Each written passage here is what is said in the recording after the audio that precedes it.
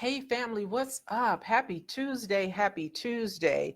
Um, I'm going to share this on my timeline. I need you to share it on your timeline.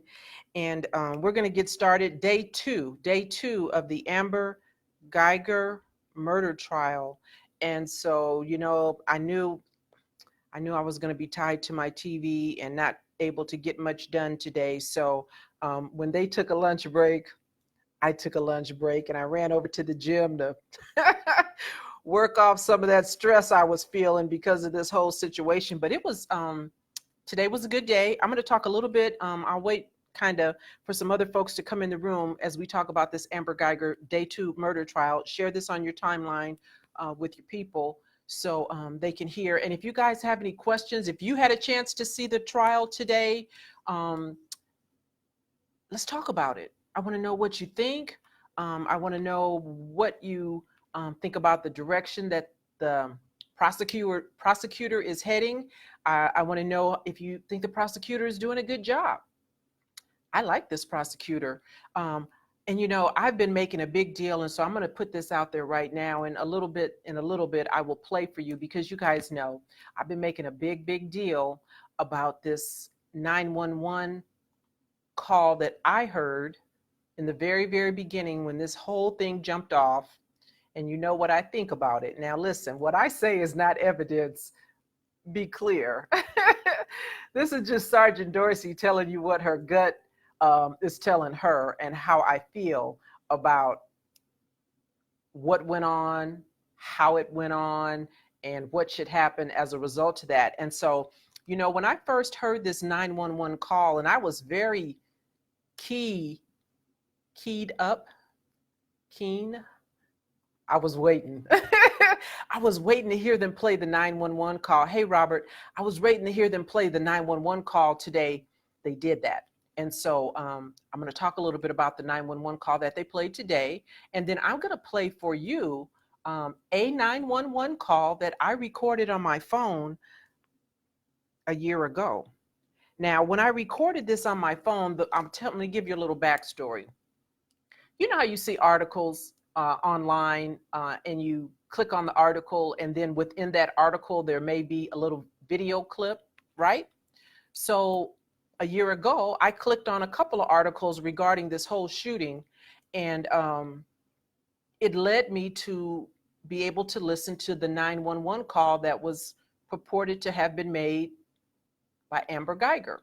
Now, today in the trial, they had the 911 dispatcher on stand, and she says that, and they played a very clean version of the 911 call made by Amber Guyger. In this call, Amber Guyger can be heard saying over and over and over, I thought it was my apartment. I thought it was my apartment. I'm on the wrong floor. I thought it was my apartment. Oh my God, I'm going to lose my job. Oh my God, I thought it was my apartment. I'm not a conspiracy theorist, you guys. I promise I'm not. But I'm going to tell you that it just seemed very contrived to me. And I know it would take a whole lot of people to be part of this conspiracy if it was really one. But when I play for you the 911 call that I recorded, and I recorded this last year, somewhere around September 23rd is when I recorded it on my phone. And so let me say this, because, I'm stirring up the pot and starting a lot of controversy with my belief. So if I disappear, y'all, if I wrap my car around a tree, if I run into a pole, a wall, or a creek, somebody ran me off the road, you guys, because listen, my driving record is impeccable. And I used to say this all the time when I was poking the bear, that is the LA Unified School District Deputy Inspector General Frank Kabibi, Inspector General Ken Bramlett, when I was poking them and I was blogging about what they were doing to me, I would always, at the end of every one of my blogs, I would say, if I should befall any hurt, harm, or danger, I want you to begin your investigation at the steps of the Los Angeles Unified School District. I'd give their address, 333 South Beaudry Avenue. And I say more specifically, I want you to start your investigation on the 12th floor, which is where the Office of the Inspector General is located. So I kind of feel like I need to do some kind of an admonition, you guys. And if I run into a pole or a creek or a pond or If y'all don't hear from me next Thursday, come look for me, please. They might come after me because I won't shut up with this. But anyway, I heard the 911 call, and it was very different from the one that I'm going to play for you. Now, the one that I'm going to play for you is 1 minute and 19 seconds is about what I was able to get. And I didn't record all of it. I don't even know why I recorded any of it, but I did. And in this 911 call, let me back up. The dispatcher under oath today, which is evidence, says she received the call, and then she is the one who relayed that information to fire department and EMS. She said she was the one who brought those other agencies in. Amber didn't have to hang up from her and then call fire or call EMS. This lady on the stand today, whose last name was Rivera, coincidentally the same last name as Amber's boy toy, no relation, but her name is Miss Rivera. And she said that she was the one that made the link. And then once she stayed on the phone with Amber, and once the first responding officers arrived, she backed out and told Amber, and you can hear her tell Amber, okay, they're there, go talk to them. So that makes me wonder then, this call that I have is clearly the fire department. And who the fire department is talking to, I don't know. I can't hear that other voice. And if this recording existed, or if it still exists somewhere, why didn't they play it in court? So let me do this. Let me take my microphone and let me play this 1 minute and 19-second audio clip. And I want you to listen. And then we're going to have a little conversation about what it is that you hear. Rescue 6, there was a gunshot by security with a patient. So go ahead and stand by.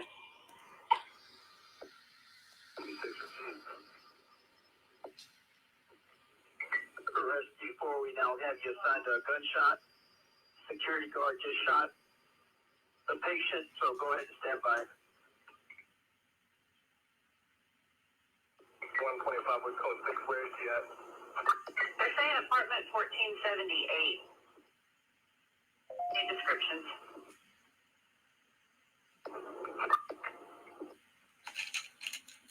One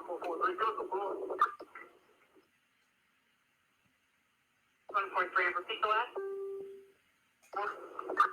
Fourth floor, apartment 1478.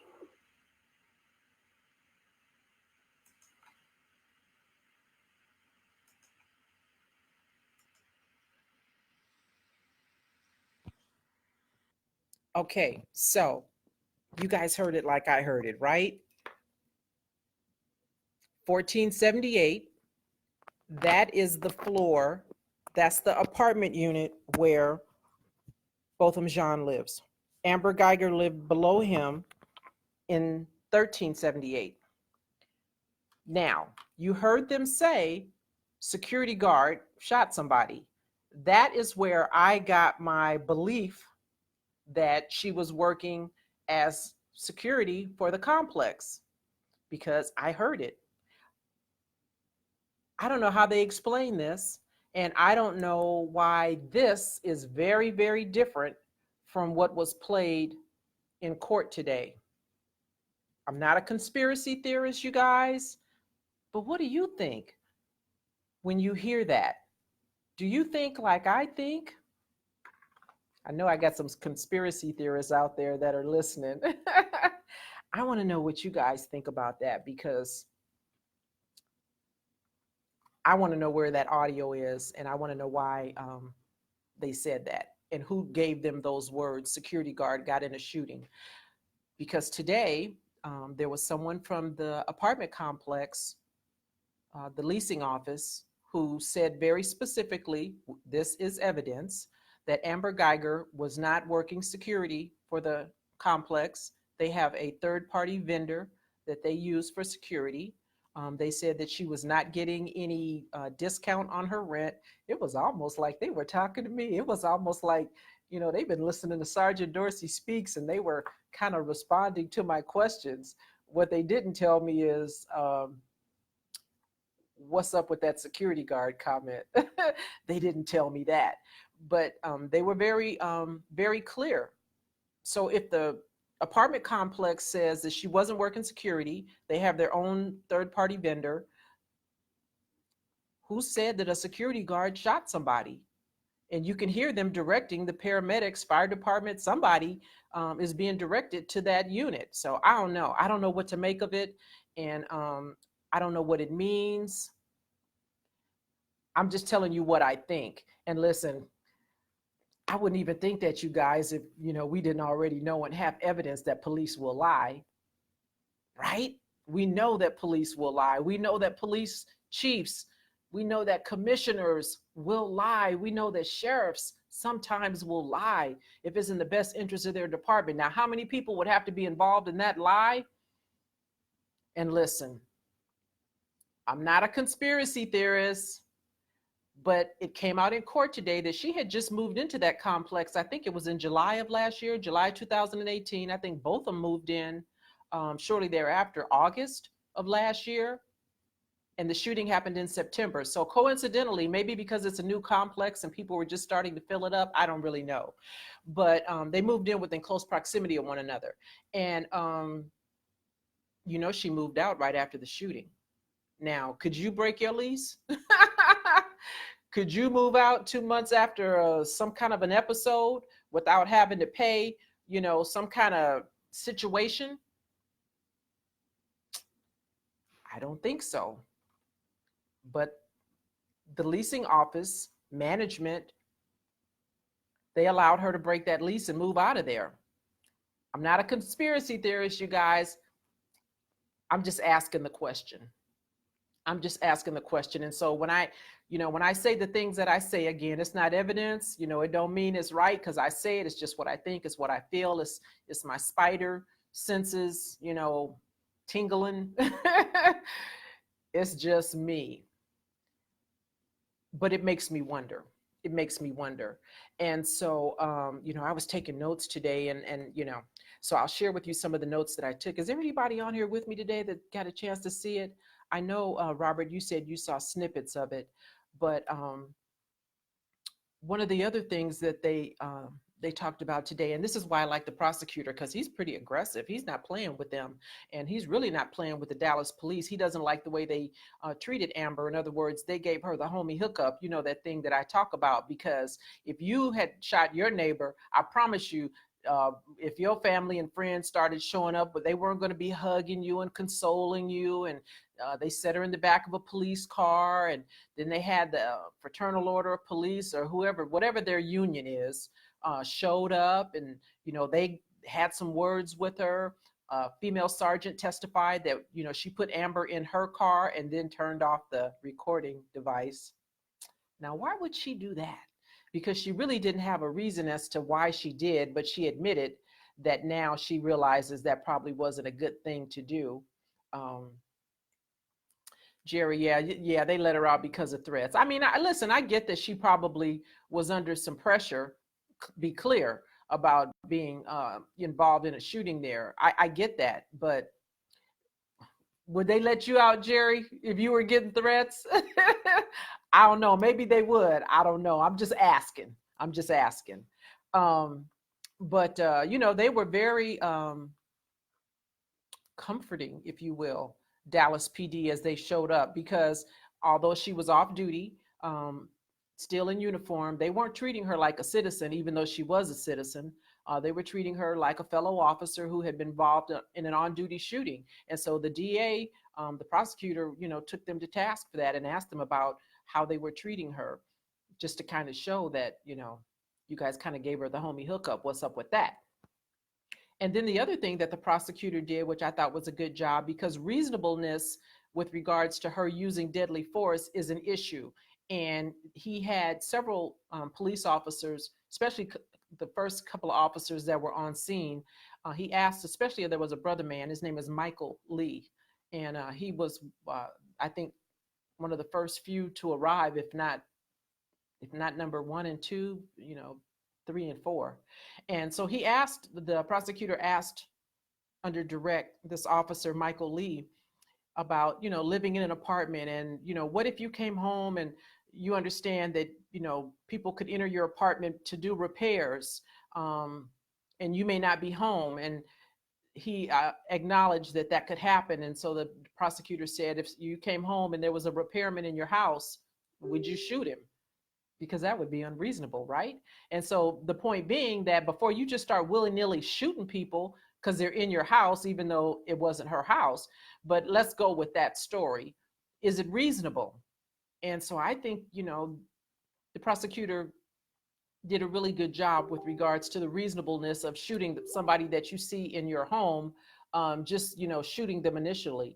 The other thing is that they talked about the trajectory of the bullet that killed Botham Jean. And they said that they showed when she walked into his apartment, the distance between the front door and where he was sitting, which was, some distance away. I think the apartment was like 700 and something square feet, but it was some distance away. It was on the opposite end of the living room area. So you first walk in, there was a little wall or something, if you will, and there's the kitchen area, and then you can continue walking, which feels kind of like a hall, but you just continue walking until you get a few more steps, 20 feet away, and now you're in the living room area, if you will. And he was seated on the couch, and it looks like he was kind of seated, to the furthest end of the couch, eating a bowl of ice cream. And so the way the prosecutor explained is that he looked up, saw someone coming in his door, and then set the bowl down probably. And as he leaned to get up, she shot. And when she shot, the bullet hit him somewhere in this area and kind of traversed in a downward direction. And so that's why, the prosecutor gives the impression that she, wasn't within close proximity. He wasn't advancing on her, about to hurt her, because her position is that she thought for sure she was facing a deadly force situation, even though there was no lethal weapons. There was nothing that made him deadly other than he's a black man. So, that was, I thought, pretty good in that they showed, that he was some distance away and she was at the front door. So, again, we don't know how the jury is feeling about all this. Ruben, I'm trying to read your comment. Did you see the other video just uploaded where she was sitting in the front seat of the police cruiser and still deleting texts? No, I didn't actually see that, but we know that a lot of texts were deleted because, that's what folks do. And that's why I mentioned the other day to these young people that, just because you delete something, be clear. It exists and it can be retrieved, because there was some, they did have the boyfriend. Well, he's not her boyfriend anymore, but, there's a name for little girls like Amber who get on the police department. I'll be nice. But you understand what I'm saying, because, when guys see girls get on the department, first thing we want to do is run through them, right? And so he did that. He ran through her for a few months, and then that was that. And they were sending each other pictures and talking about what they were going to do when he got over there to the house later. And sounds like even when she pulled into the complex, she pulled over for a minute based on the in and out, the timestamp for her pulling into the complex parking structure. She pulled in with another car. That car wound up being seen on video in front of her, even though that car entered after her. So the belief is that she pulled over and was continuing to text with old boy about what was going to happen when he finally got there to the house. And then eventually she, went on and went up to the 4th floor. Now, there was also talk from a neighbor, guy who lives right across the hallway from him. And evidently they've enjoyed a blunt or two together. And there was some talk about somebody coming to Botham's apartment earlier, either for a noise complaint or because they said they smelled marijuana. I said this to you before because that's why I think that the leasing office told Amber, go holler at him when you get off about this marijuana or whatever he was doing earlier in the day. This young man who lived right across the way, I believe in 1437, said that him and Botham had smoked a joint earlier that day, and they were talking about the leasing office or somebody coming and having something to say to either Botham or to the both of them. And again, it kind of fits my narrative, my story.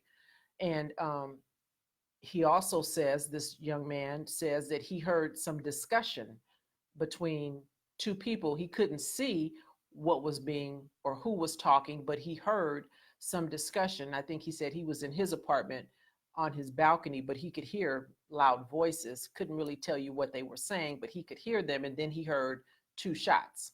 So again, it doesn't sound like, she just opened the door and fired. It sounded like, she might have opened the door and he probably said, "What the hell are you doing? Why are you in here?" And we don't really know what happened after that because he's not here to tell us his part. And so that came out today. Yeah, Jerry, I know the apartments are like 2 blocks from the police station where she works. I think the police station is like 1,200 and the apartment is at 1,400, or either it's the reverse, but I know that they are within close proximity. So, hey, Ruben, yeah, no, I don't think she's a side chick because he's not married, but I'll just go ahead and tell you, at least when I came on, the guys, they call them divisional punch boards. That's how they would, rudely, crudely refer to females, you know, as they, ran through them. And so maybe she was a divisional punch board. I don't know. But her and old boy weren't together for but a few months, and he couldn't even remember. And maybe he didn't want to remember because they were asking him under oath in front of the world about some stuff that he did not want to talk about. Things that they had done, were gonna do, and would probably do again. Yeah, those dumbasses put all that out there on Snapchat because they thought it really went away in 24 hours. But anyway, Ruben, you think her boyfriend had a hand in this? I don't know, dude. See, I'm not a conspiracy theorist, so I don't think that. I think she did this all by herself. That's just me.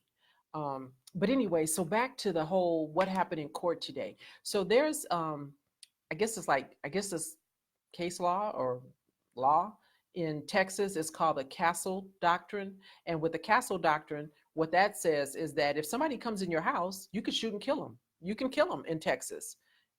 But here's a problem. It wasn't her house. Now, the fact that she thought it was her house, I don't know how that works. And there have been several pundits who were going back and forth about it. Didn't matter because she thought it was. But it's the reasonableness of her using deadly force, because there was nothing about that encounter that made her think her life was in imminent danger. There was also someone who testified because on the one hand, they want to give her the homie hookup in that she's a police officer, but then on the other hand, they want to say, well, you can't apply administrative rules, because they had someone testify with regards to a Dallas Police Department policy, and it states that an off-duty officer, if in uniform, is considered on duty. Or maybe it's just that an off-duty officer is considered on duty all the time. But they did mention something about if you're in uniform, even if you're off duty, then you're considered to be on duty. And so then you should conduct yourself appropriately. Thus, when you use deadly force, and being able to articulate why it was justified. Back to the reasonableness of her, I don't care how hard she says she thought, she believed, and this is what makes it so tricky. You guys, are you able to hear me okay? Because my mic is kind of in a weird place. If you're having trouble hearing me, if my volume is too low, let me know. But this is why it's so tricky, because it's what is in an officer's head, even though she's not an officer, right? She's a civilian, but she has a certain level of training, and I think because of that, she should be held to a higher standard. That's just me. I don't know if the jury is going to see it that way. I just think she could get off.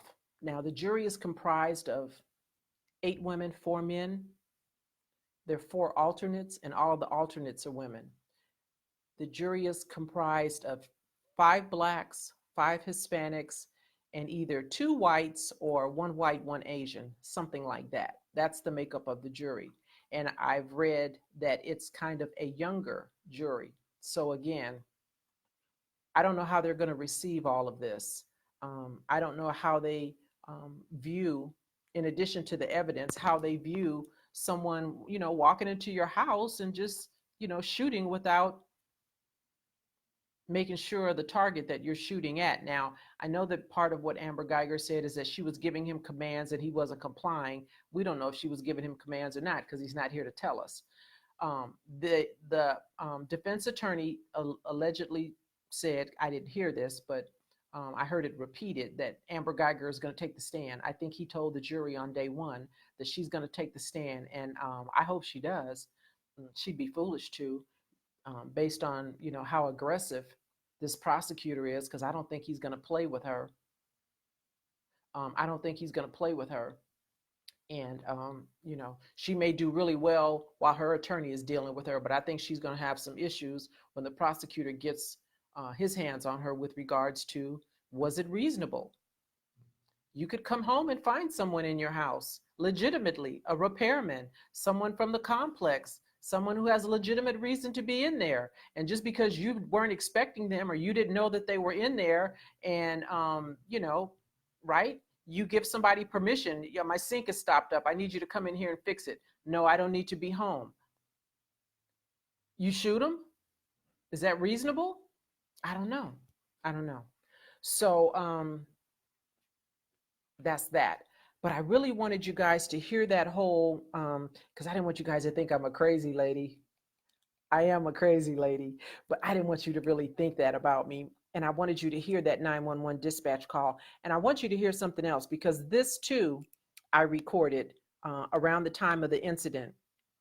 This is something that was on television. Again, an article that I saw, that I clicked on the internet, and it led me to a video within that article. This was a reporter, and I have in my notes, WFAA News. I'm assuming, I don't live in Dallas, family. Those of you that are there, let me know. I'm assuming that this is a local, news station there. And it was a female Hispanic. I don't have her name written down. It was a female Hispanic who was talking. And what she said in this, that I will let you hear, is that first responding officers, something about their video cameras showed a key in the door. Now, they had a lot to say today about this key in the door and why his door was open. Evidently, they have some data that they were able to recover, and it shows that it shows that he had just arrived home a little bit before she did. I think it shows on the video, it shows Botham getting home at 21:24, which is 9:24 p.m. And then Amber Guyger, she pulls into the complex at 9:42. Now, what they're saying is that Botham used his key to open his door, and they're saying that his door, just his door. I haven't heard them say that this was a problem in the complex. This is a brand new unit, brand new building. You guys are telling me it's fairly new.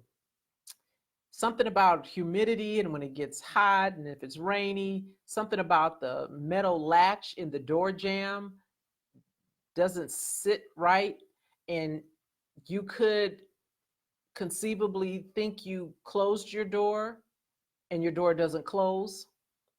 Or even though they said it was a sure slam door, in other words, when you close it, it should close.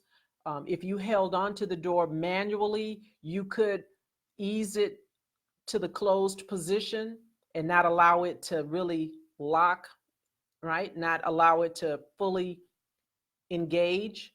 And so someone could come in behind you. This is what they are saying happened when she came with her key.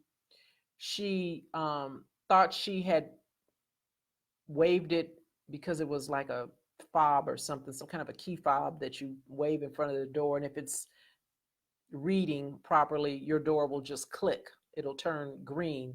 And then your door, you can move the handle and open the door.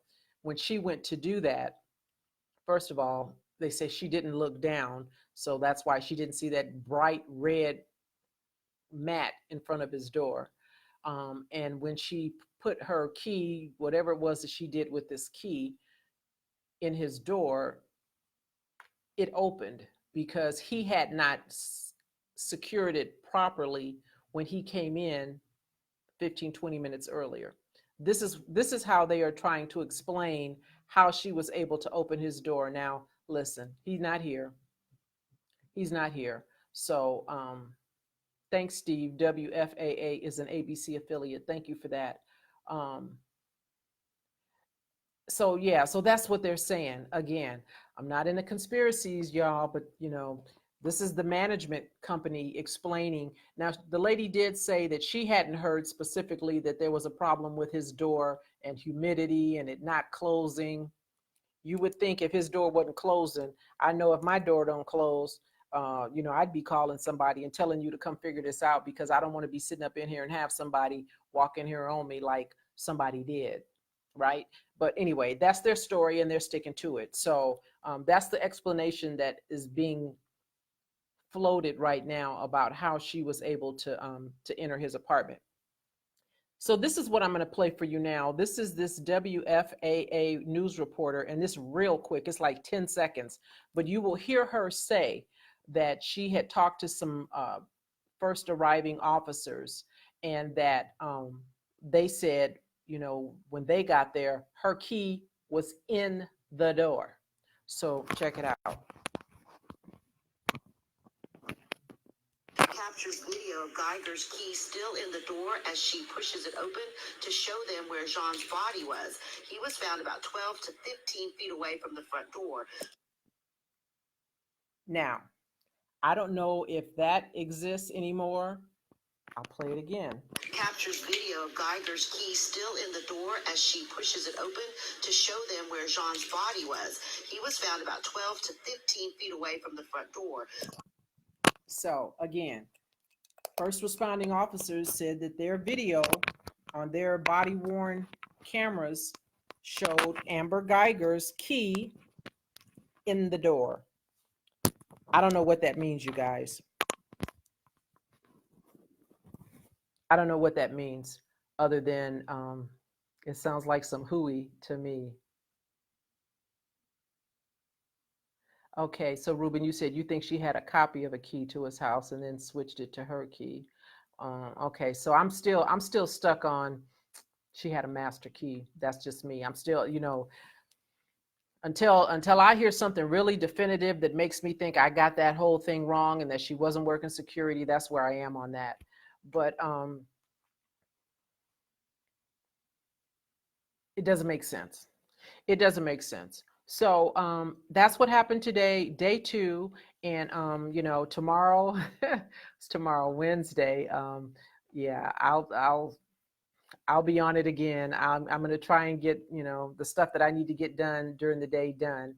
And then just FYI, for those of you who are able to check out Law and Crime Network, it too streams online. I'll be on Thursday, Friday, morning docket with Jesse Weber.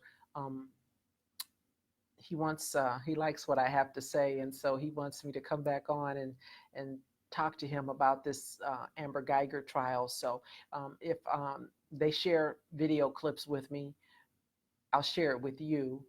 It's something that I can't record because it's on the internet and it's streaming, so I can't capture it. But if you want to, 6 to 9 Pacific, that's 9 to noon on the East Coast.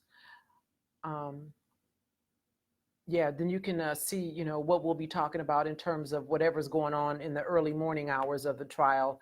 And then again, depending on how bothered I am by whatever it is I hear, I may come back to you again, maybe, or I'll just try to show a little impulse control and wait, and we'll talk about it on Thursday, unless it's something really earth-shattering. But I wanted to come back to you today because I said I would, and I'm a woman of my word. And I really, more importantly, I wanted to play that video for you because I keep talking about it, and because I wanted you guys to know that I wasn't just pulling stuff out of my nether regions, that I really did have an audio that talks about a security guard, and that's where I got it from. I'm not a crazy lady just saying stuff. So, I'm going to keep watching. You guys keep watching.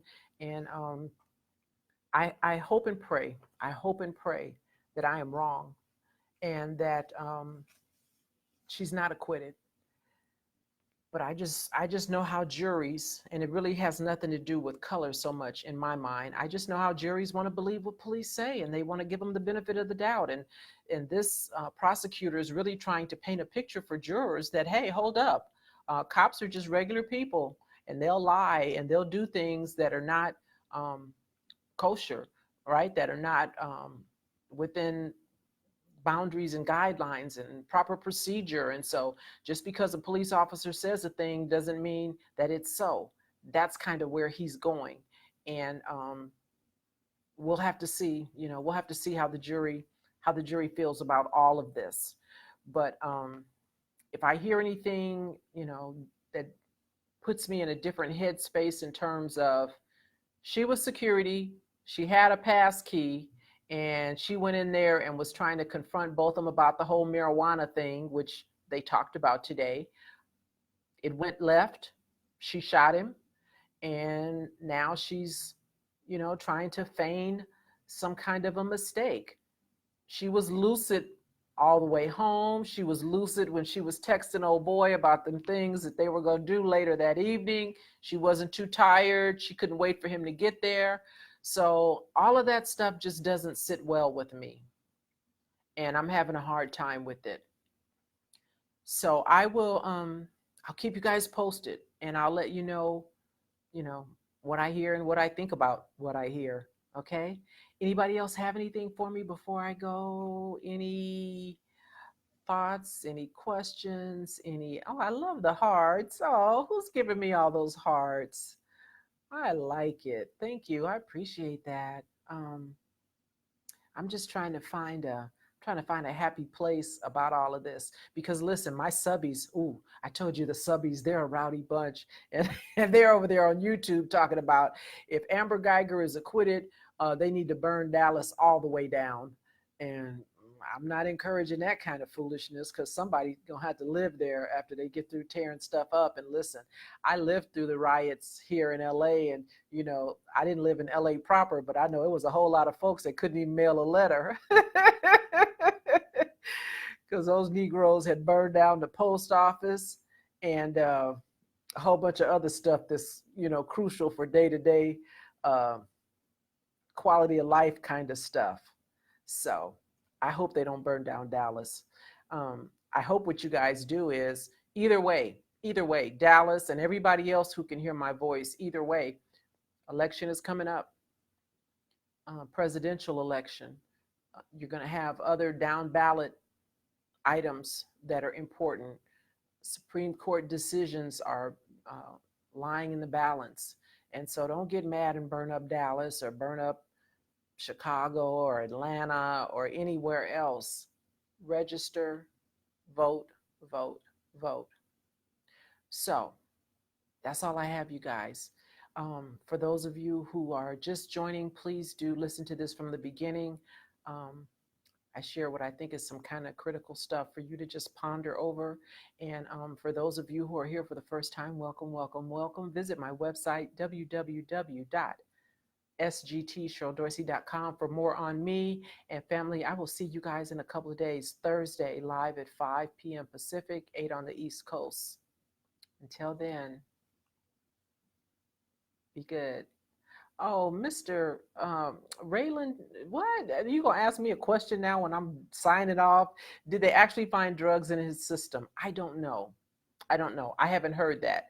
But the young man across the street said that they had smoked a joint. So, okay, they smoked a joint. So they might find marijuana in his system.